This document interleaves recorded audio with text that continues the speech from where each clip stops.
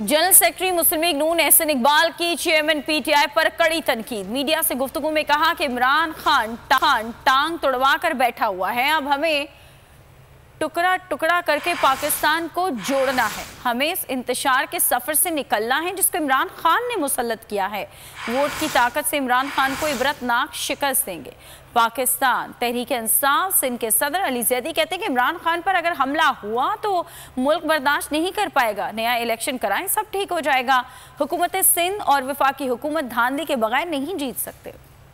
और सिर तोड़ा के वो बैठा हुआ है, तो अब हमें इस मुल्क को दोबारा रेजा रेजा कतरा कतरा टुकड़ा टुकड़ा इकट्ठा करके जोड़ना है। मैं आपको कह रहा हूँ, अगर आप खुदा न खास्ता इमरान खान को कुछ हुआ, ये मुल्क वहाँ चला जाएगा जहाँ से शायद वापस ना आ सके।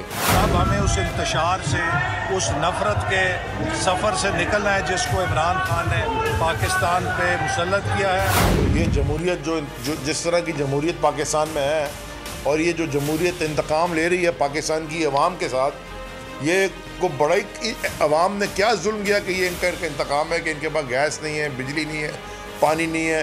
जब भी इलेक्शन होगा हम इमरान खान को इंशाअल्लाह ताला वोट की ताकत से ऐसी इबरतनाक शिकस्त देंगे। आम इंतखाबात कॉल करें इसकी और लोगों को मौका दें कि वो अपना मैंडेट इस्तेमाल करें और जिसको मर्जी लेके आए।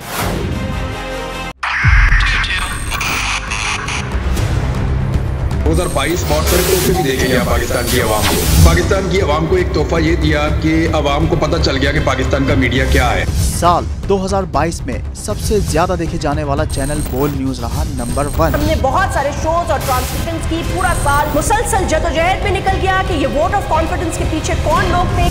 तोड़े रेटिंग के सभी रिकॉर्ड। सोशल मीडिया पर भी सबसे ज्यादा तेजी से 2.4 बिलियन व्यूज का संगे मील अबूर किया। एंकर्स को भी आवाम में सबसे ज्यादा मकबूलियत मिली और सोशल मीडिया पर भी बोल रहा सब पर सब्सक्राइब करें और बेल दबाएं ताकि कोई खबर रह न जाए।